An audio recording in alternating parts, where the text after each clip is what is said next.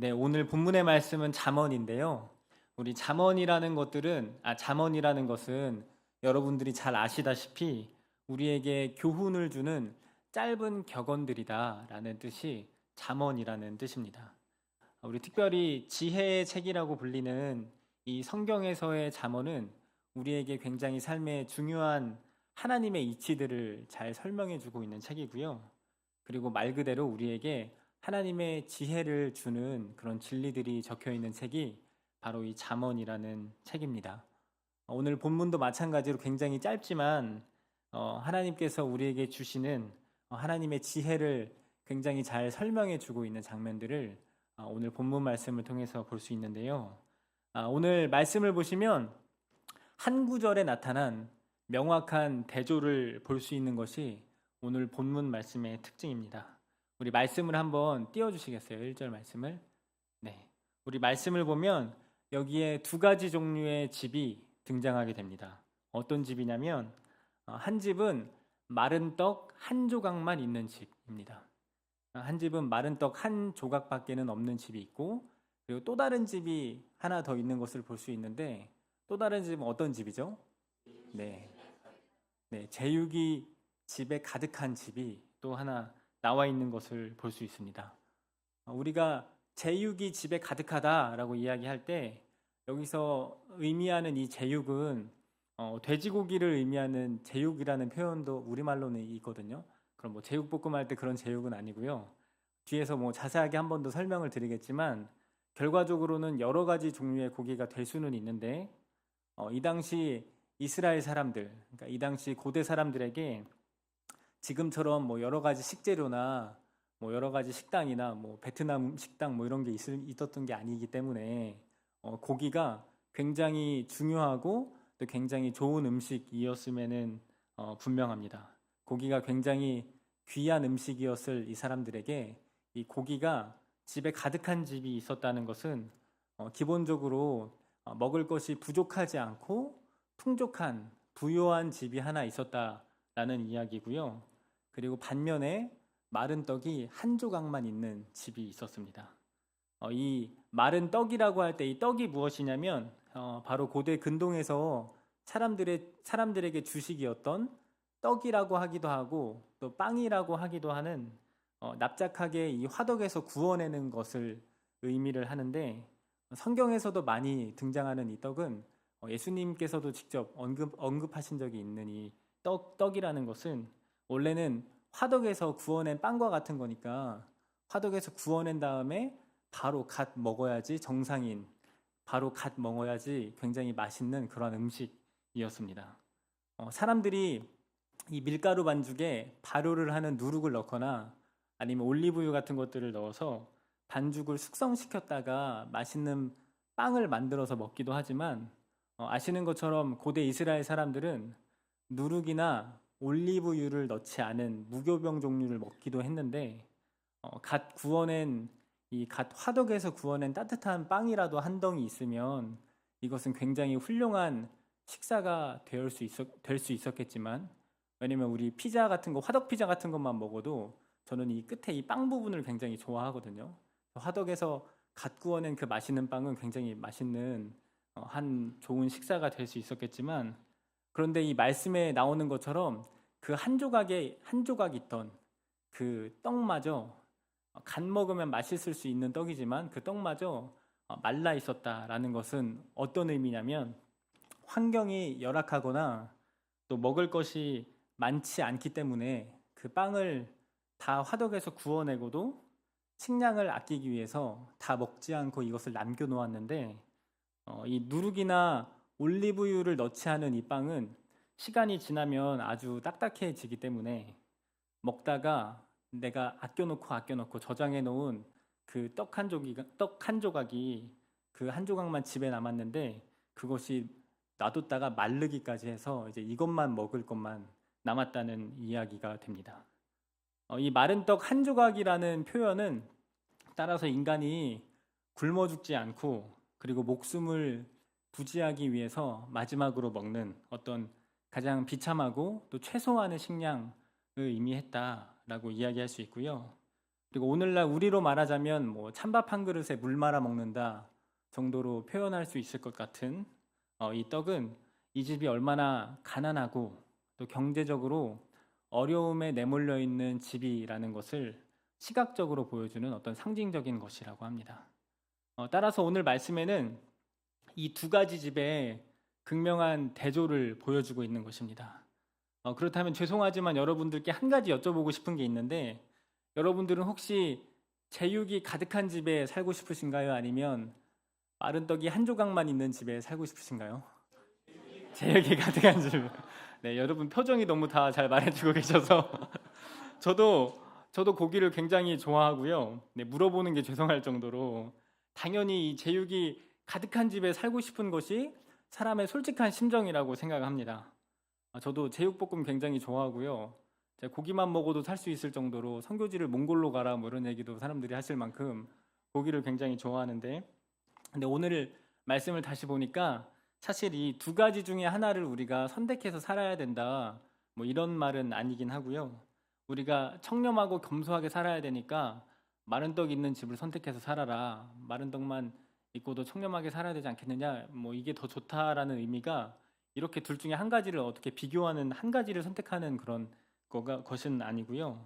고기가 가득한 집이 있고 가난한 집이 있는데, 고기가 가득한 집보다 이 마른 떡 하나만 있는 집이 더 나을 수 있는 한 가지 조건에 대해서 오늘 말씀에서 이야기하고 계심을 볼 수 있는데, 그것은 바로 화목함입니다. 그리고 반대로 이것을 위해서 우리가 피해야 할 것이 있다면 바로 다툼이라는 것입니다. 여러분, 저와 여러분의 집은 얼마나 화목하십니까? 우리 흥미로운 것은요, 이 제육이라는 단어의 뜻이 한자어로는 제사제 그리고 고기 육자를 써서 제사를 지내고 남은 음식을 제육이라고 합니다. 성경의 내용으로는. 그래서 이 제육이 가득한 집에 있던 이 제육이 제사를 지내고 남은 고기였다는 것입니다. 이스라엘 시대에 사람들이 제사를 드린다는 것은 다른 어떤 우상신에게 드리는 제사가 아니라 하나님께 드리는 제사였겠죠, 당연히. 따라서 집에 제육이 가득하다는 의미는 하나님께 제사를 많이 드리는 집이었다는 것입니다. 우리 구약 시대의 제사법을 보면요, 제물을 가죽 빼고는 다 태워 올려드리는 번제를 제외하고는 제사를 지내고 나면 반드시 남은 음식들이 생기는데, 이스라엘 사람들은 성전에서 제사를 드리고 난 다음에 남은 음식들을 성전 뜰 안에서 일부를 레위인들과 또 제사장들과 같이 먹기도 했고요. 제사장들에게 주기도 했고요. 그리고 성전 뜰 안에서 이것들을 먹기도 하지만 제사 중에 화목제나 뭐 다른 자원하여 드리는 제사들 같은 경우에는 집으로 고기를 가져와서 먹기도 하는데, 따라서 집에 제육이 가득하다는 말은 그 집이 하나님께 예배, 제사를 많이 드렸고 또 물질적으로도 풍요로웠음을 우리에게 짐작하게 하는 내용입니다. 이 당시 이스라엘 사회에서 이 제사는 신앙심의 척도이자 또 이스라엘 공동체 안에서 굉장히 중요한 행위였습니다. 그렇기 때문에 이 제육이 가득한 집은 단순히 집이 부자인 것을 넘어 이스라엘 사회에서 어쩌면 사람들이 다 칭찬하고 또 사람들에게 잘 알려져 있을 정도로 또 아주 신앙심이 좋은 어떤 가문이었을지 잘 모르겠습니다. 그런데 오늘 말씀해 보니까 집에 제육이 가득한데 다툰다라고 표현을 하고 있습니다. 집에 제육이 가득한데 다툰다라는 말은요, 하나님께 제사는 많이 드리지만, 예배는 많이 드리지만 정작 집은 화목하지 않다는 겁니다. 집에만 가면 다툰다는 것입니다. 하나님께 예배는 많이 드리지만 정작 삶은 다툼이 가득하고 화목함이 없다라는 이야기입니다. 즉 어떠한 모습이냐면, 예배를 많이 드리는 가정으로 잘 알려져 있고 또 믿음의 가정으로 잘 알려져 있는 사람들이 집에만 오면 혹은 예배당을 떠나기만 하면 다툼을 일으키고 싸운다라는 것인데, 이 사람들은 예배를 열심히 드리고 또 하나님과 화목하고자 화목제를 드리고 보여지는 대단한 헌신들은 많이 할지 모르겠으나, 하나님을 사랑하는 이 측면이 올바로 실천되지 않는 형식적인 제사, 즉 형식적인 예배만 드리고 집에 와서는 삶으로는 하나님과 하나님의 공의가 또 하나님의 사랑이 실천되지 않고 또 다투고 있는 비참한 장면들을 우리에게 보여주시는 것이기도 합니다. 하나님께 많은 제사를 드리고 또 신앙적인 열심을 보이는 듯 하지만 정작 그 마음 안에는 불화와 갈등이 끊이지 않는 모습. 이것이 바로 종교적인 행위는 많으나 진정한 복음의 능력이 없는 비극적인 인간의 현실이기도 합니다. 그리고는 말씀하십니다. 보여지는 부요함 속에서 끊임없이 다투는 것보다 가난하고 부족해 보여도 하나님의 긍휼하심을 본받아 서로 화목한 집이 더 낫다. 보이는 제육보다 보이지 않는 화목함이 더 가치 있다라는 말씀입니다. 여러분, 그렇다면 이 화목함이란 과연 무엇이며 우리는 어떻게 이 화목함이라는 보이지 않는 그러나 중요한 이 가치를 우리의 삶에서 살아낼 수 있을까요? 먼저는 앞서 말씀드린 것처럼 화목의 반대말은 다툼이라고 할 수 있을 텐데, 화목의 반대는 다툼이라고 설명을 드렸는데, 다툼이 왜 일어나는가, 우리 안에 또 우리 삶 가운데 왜 이러한 다툼들이 일어나는가, 성경 말씀을 보니까 잠언 전반에 걸쳐서 이 다툼에 대한 내용들을 설명하는 그 구절들이 많이 있는데, 잠언은 이 다툼의 근원을 욕심, 그리고 나를 추구하는 마음, 그리고 또 다른 사람을 향한 어떠한 미움 등에서 이 다툼의 근원을 찾기도 합니다. 우리 대표적으로 잠언 28장 25절 말씀을 보면요. 말씀을 앞에 있는데 함께 읽어보도록 하겠습니다. 시작. 욕심이 많은 자는 다툼을 일으키나 여호와를 의지하는 자는 풍족하게 되느니라. 우리 25절 말씀해 보니까 욕심 많은 사람들이 다툼을 일으킨다. 결국에 우리가 부리는 우리 안에 있는 이 욕심들이 다툼을 일으키게 하는 원동력이 되기도 한다라는 말입니다. 우리의 욕심이 다툼을 만들어내는 근원이 되고요. 그리고 이 욕심으로 말하자면 이 욕심은 우리의 죄로 기인한 지독한 자기 추구입니다. 나를 추구하는 것, 그리고 나를 만족시키는 것. 따라서 화목함을 위해서는 기본적으로 자신의 욕심을 버려야 함이 마땅하고, 그리고 사랑하고 또 헌신하고 상대를 배려하고 양보하는 일들이 필요한 것이 마땅한데, 특별히 모든 것을 가능하게 하는 우리 삶의 핵심 가치는 가장 중요하게는 나를 추구하는 것, 그리고 자기 욕심의 반대이자 십자가의 도의 핵심인 즉 자신을 부인하는 일이 우리 가운데 필요한 것을 볼 수 있습니다. 그리고 예수님께서는 우리를 이 지독한 욕심과 또 다툼과 나를 추구하는 일로부터 해방시키고 화목하게 하는 일을 가능하게 하시기 위해서 이 땅에 오셨고 또 이를 완전히 이루셨으며, 또한 세상에서 화목하게 하는 직분을 우리에게 맡겨주셨습니다. 죄송하지만 자기를 부인하고 주변을 화목하게 하는 이것이 우선시 되지 않은 수많은 예배나 아니면 대단한 사역이나 아니면 교회 안에서 보여지는 여러 모습들이 우리에게 중요한 것이 아니라 삶 속에서 이 자기 부인을 통한 예수님의 화목함을 살아내는 모습들이 우리 가운데 어떻게 이루어지고 있는지가 더 중요한 문제라는 것입니다. 죄의 핵심 가치인 욕심과 또 이러하게 나를 추구하는 여러 가지 욕망들은 자존심 혹은 자기 연민 아니면 자부심, 자긍심 등등으로 우리의 삶의 곳곳에서 끊임없이 우리를 충동하는 모습을 저의 삶만 봐도 굉장히 많이 느끼게 되는 것 같습니다. 이를 위해서 우리는 때때로 나를 앞세우기도 하고 내 것만을 자랑하기도 하면서 때로는 말싸움 한마디에도 절대 지기 싫어하는 그런 모습들, 그리고 자존심 부리는 것들, 또 무시당하는 것을 정말 싫어하는 그런 것들, 무시당하면 분노하게 되는 우리의 모습들, 그러한 모습들이 우리 안에 제 안에 있음을 많이 보게 되는데, 저도 마찬가지로 한 사람의 성도로서 또한 예수님의 제자로 살면서 한 가지 안타까운 점은 오늘날 세상에서 수많은 또 그리스도인들과 또 교회가 믿음의 또 이런 사랑의 본을 보이지 못해서 많이 이제 욕을 많이 먹고 있다는 것인데, 비방하는 사람들이 어느 시대에나 존재해 오기는 했고 또 믿음의 도를 핍박하고 방해하는 사람들이야 언제든지 있어 왔지만, 그리고 또 우리가 모든 근거 없는 그런 이렇게 무작정적인 그런 어떤 비판에 다 동의할 필요는, 다 귀 기울일 필요는 없다고 생각하지만, 그 배경 속에서 그리스도인들이 참 탐욕적이다, 그리스도인들이 참 욕심이 많다 이런 얘기를 듣게 되면 그런 모습들을 보면 참 마음이 아프기도 합니다. 그리고 실제로 믿는 사람들의 잘못이나 아니면 본이 되지 못한 모습들 때문에 교회를 떠나거나 또 오지 않는 사람들을 많이 보셨을 텐데 저도 많이 보았습니다. 그런 사람들을 향해서 참 부끄럽고 미안한 마음이 많이 드는 것도 사실입니다.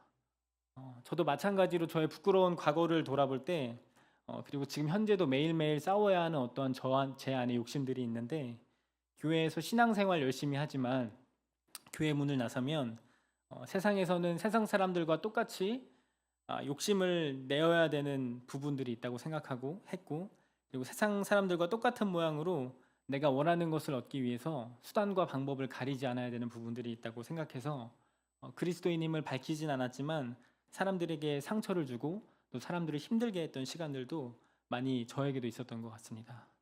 그러나 오늘 말씀의 이 소중한 가치가 이야기해 주는 것처럼 우리는 부요하고 나를 위해서 다투는 이기적인 사람보다 가난할지라도 화목한 그리스도인들이 되어야 된다고 생각합니다.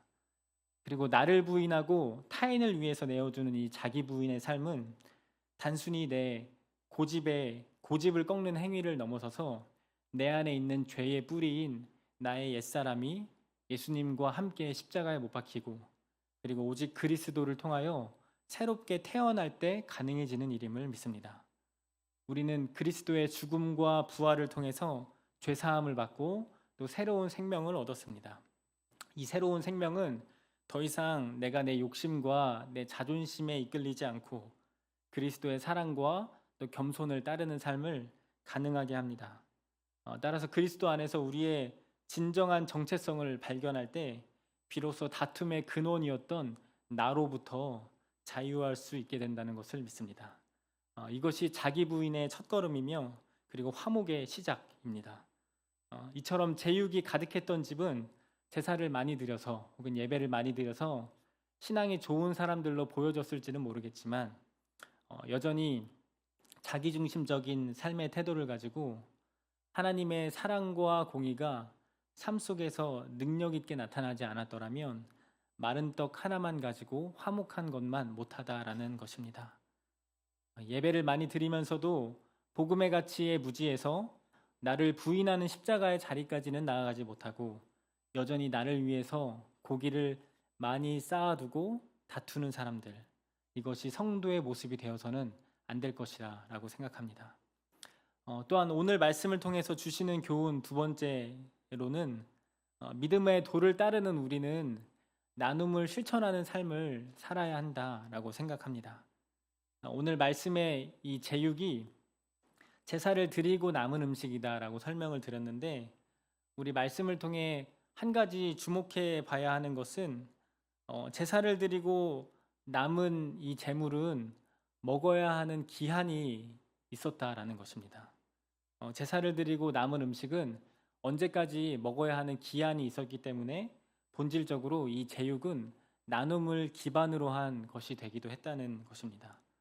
따라서 고기가 가득했던 것이 얼마나 가득해서 얼마나 넘쳤는지는 정확하게 고기가 몇 킬로 있었다 이렇게 나오는 거는 없어서 우리가 정확히는 모르겠지만 기한 안에 먹을 수 없을 정도로 집안에 제육이 넘치는데 집안에 이것들을 다 쌓아놓고 있었다는 것은 결코 올바른 행위는 아니었습니다. 우리 레위기 7장 18절 말씀에 보면 이렇게 써 있습니다. 우리 말씀을 함께 읽어볼까요? 시작. 만일 그 화목제물의 고기를 셋째 날에 조금이라도 먹으며 그 제사는 기쁘게 받아들여지지 않을 것이라. 드린 자에게도 다음이요.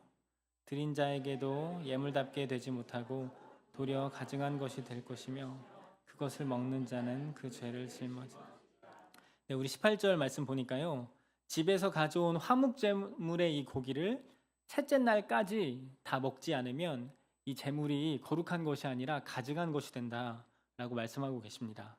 그래서 따라서 만약 고기를 셋째 날까지 쌓아놨다가 셋째 날 이후에 먹게 되면 오히려 그 죄를 짊어질 것이고 또 결론적으로는 이것이 온전한 제사가 되지 못한다는 그런 이야기입니다. 결국에 이 법은 이웃과 또 가난한 사람들 또 레위인들을 집으로 초청해서 고기를 기한 안에 다 나누어 먹으라라는 어떤 의도이기도 한데 여러분 짐승 한 마리를 다 잡게 되면 짐승을 잡은 것에 의해서 나오는 그 고기의 양은 생각보다 굉장히 많다고 합니다. 예를 들어서 굉장히 이제 큰 소 한 마리를 잡으면 소 한 마리 몸무게가 약 700kg 정도 된다라고 이야기를 하는데 이 700kg 되는 이 소를 잡아서 이제 다 필요 없는 부분들을 제하고 뼈를 빼고 뭐 내장을 제하고 이렇게 했을 때 나오는 고기의 양이 약 250kg 내외라고 재미나이가 얘기를 해주더군요. 그래서 오늘 본문의 말씀을 보니까 이 제육이 가득한 곳을 집이라고 표현을 함에 있어서 이 가족이 얼마나 대가족인지는 몰라도 제사를 드릴 때 소 한 마리를 잡으면 250kg의 고기가 나오는데 한 가족이 몇십에서 많게는 200kg가 넘는 이 고기를 이틀 동안에 다 먹는 것은 사실상 불가능한 일에 가깝긴 합니다. 어떤 뭐 얼마나 대가족이며 또 어떤 얼마나 잘 먹는 가족인지 뭐 씨름 선수 가족인지 이런 것들은 저희가 다 모르기는 하지만 이 많은 고기를 기한 안에 다 먹는 것은 굉장히 어려운 일임에 분명합니다. 또한 고기가 넘치는 이런 집이 하나 있는 반면에 같은 장면에 마른 떡 하나만 집에 있는 이 집을 공존하여 동시에 이 한 절에서 이렇게 보여주시는 것만으로도 이 장면이 우리에게 어떠한 불편함을 주시는 것 같기도 합니다. 이 장면이 우리에게 불편함을 안겨주는 것 같기도 해요. 이 나눔에 대해서는 두 가지 측면에서의 실천이 필요하다고 생각을 하는데 첫 번째는 말 그대로 우리가 가진 소유나 또 우리가 가진 재정이나 또 우리가 가진 시간 등을 하나님의 뜻에 따라서 섬기거나 나누는 이러한 나눔들이 우리에게 필요할 것으로 생각합니다. 하나님께서 우리에게 베푸신 은혜로서 우리는 대부분 부족함 없이 삶을 살아가지만 우리 주변에 도움이 필요한 자들을 올바르게 우리가 살펴보고 그들에게 필요한 섬김과 사랑 그리고 헌신으로 하나님의 사랑을 전하는 것이 예수님의 제자들이 해야 할 마땅한 나눔 중에 하나라고 생각하고요. 그리고 두 번째로 더 중요하게는 우리는 복음의 나눔을 실천하는 삶을 살아야 한다라고 생각합니다. 우리 생명의 양식 되시는 예수 그리스도는 황소 한 마리를 다 잡은 그래서 황소 한 마리를 잡아서 나오는 수백 킬로그램의 이 고기와 비교할 수 없을 정도로 우리 동네를 먹일 뿐만 아니라 온 세계를 먹이고도 남는 생명의 양식이 바로 예수 그리스도이십니다. 그리고 이 생명의 양식에는 어떠한 제한도 또 어떠한 조건도 없습니다. 그냥 나누어 주고 배불리 먹기만 하면 되는 이 양식이 우리에게 주어진 것이죠. 예수님께서 친히 이 일을 위해서 자기 자신을 산제물로 하나님께 드리셨고 그분의 은혜를 입고 그분의 살과 피를 먹고 마신 우리가 이제는 이 생명의 양식을 온 세계에 전하는 자로 부름받아 이 예배의 자리에 함께 또한 있음을 우리의 예배에 또한 이러한 책임이 함께 공존하고 있음을 생각하게 됩니다. 예배를 통해 이 생명의 양식을 온 집안에 넘치도록 나의 삶에 그리고 나의 가정에 나의 삶의 자리에 예배를 통해 하나님의 그 크신 은혜와 그 생명의 양식을 넘치도록 얻었는데 이것이 나눠지지 않는 삶을 산다는 것은 그 자체만으로도 굉장히 불의한 모습이 될 수 있다는 것입니다. 은혜 입은 자가 은혜를 나눠줄 줄 알고 또 사랑받아 본 사람이 사랑을 해줄 수 있는 것처럼 하나님의 은혜 입은 우리들은 마땅히 이 두 가지 일에 헌신되어서 하나님께서 우리에게 주신 각자의 사명을 이 땅에서 살아갈 책임들이 있다라고 생각을 합니다. 그러므로 우리의 삶 가운데서 이것들을 발견하는 일은 굉장히 중요하다고 생각을 하는데 우리의 인생의 목적은 행복이 아니고 인생의 목적은 거룩이며 거룩은 곧 하나님의 뜻을 따라 사는 것이기 때문에 우리는 이처럼 이 땅에서 하나님께서 우리에게 맡기신 각자의 크고 작은 사명을 따라 우리에게 주신 이 거룩함을 따라 살아가는 인생들이라고 생각합니다. 우리 앞서 살펴본 이 레위기 7장 말씀은 이처럼 하나님께서 예배가 개인의 종교의 행위로 끝나지 않고 그리고 이웃과의 실제적인 이 사랑의 나눔으로 이어지도록 법으로 제정하신 것이기도 한데 우리의 예배는 이 예배당에서 드려지는 예배로 끝나는 것이 아니라 우리가 이 안에서 얼마나 멋있는 모양으로 또 얼마나 대단한 모습으로 예배를 드리는지는 잘 모르겠지만 우리가 여기서 예배가 끝나는 것이 아니라 예배 드린 이후에 우리의 삶에서, 우리의 가정에서 이것들을 사람들에게 얼마나 더 잘 나누어 주는가, 이것들을 하나님의 이 사랑과 공의를 삶에서 얼마나 더 잘 실천하는가, 그리고 이 예수 그리스도의 화목해 하심, 이 화목함을 얼마나 잘 살아내는가에 달려 있다고 해도 과언이 아니다라고 이야기하고 싶습니다. 하나님의 뜻이 온전히 이루어지는 자리는 마찬가지로 우리의 가정과 직장 또 삶의 자리에서이고, 하나님께서 드리는 오늘 우리의 이 예배가 이 삶을 살아가게 하는, 이 삶을 화목하게 하는, 또 나를 부인하게 하는 원동력이 되어야 하는 것입니다. 하나님께서는 오늘도 우리를 모든 가증한 것과 또 모든 가식에서 벗어버리고, 또 온전한 자기의 부인과 또 하나님의 사랑을 실천하여 나눠주는 자들로 부르셨다는 사실을 믿습니다. 이것들이 결여된 우리의 성공이나 우리의 욕심이나 대단하게 보여지는 그 수많은 제육, 대단하게 보여지는 우리의 그 어떠한 모습도 다 무가치할 정도로 우리에게 주신 이 화목해 하는 일은 보기에는 매우 작고 또 보잘것없어 보이지만, 그리고 그 무엇보다 굉장히 작아 보이지만 무엇과도 비교할 수 없는 소중한 것이라는 겁니다. 사랑하는 온사랑의 교회 성도님들, 우리는 오늘 잠언 17장 1절의 짧은 말씀에 나오는 두 집의 대조를 통해서 하나님 앞에서 진정 가치 있는 삶이 무엇인가 고민해보는 시간을 가졌습니다. 제육이 가득한 집안보다 가난하여도 화목한 집이 나을 수 있는 것은 예수님께서 친히 본을 보이신 그분의 삶과 그분의 죽음, 그리고 또 그로 인한 영원한 생명 때문이며, 또한 자신을 친히 희생시킨 십자가의 능력으로 우리도 가장 귀중한 가치인 이 화목함, 자기 부인의 삶을 하나님의 능력으로 인하여 살게 될 수 있음을 믿습니다. 우리 보여지는 화려함이나 대단함을 쫓아서 성공하고 행복하는 것이 인생의 목적이 아니라 예수님의 가르침을 따라서 십자가의 삶이 자기 부인의 삶이 우리의 삶의 실제가 되어야 하고, 이로써 주위에 예수님의 사랑을 실천하는 자들로 또한 우리가 살아가야 한다는 것입니다.